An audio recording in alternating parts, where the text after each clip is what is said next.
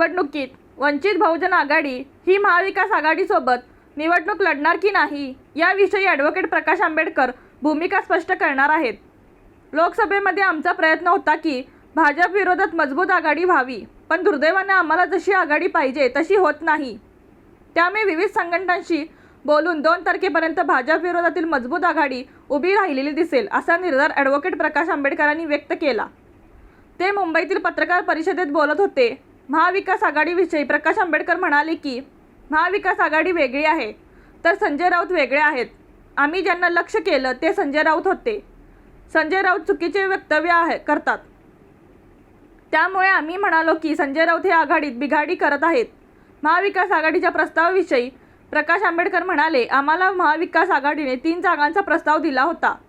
त्यात अकोला लोकसभा मतदारसंघ होता तर 2 दुसऱ्या जागा होत्या। या पलीकडे आम्हाला कोणताही प्रस्ताव आलेला नाही। येत्या 2 तारखेपर्यंत वंचित आणि महाविकास आघाडीत चर्चा होऊन अंतिम निर्णय होईल असेही आंबेडकर यांनी सांगितले। रणनीती न्यूज चॅनलला आजच सबस्क्राइब करा आणि रहा अपडेट।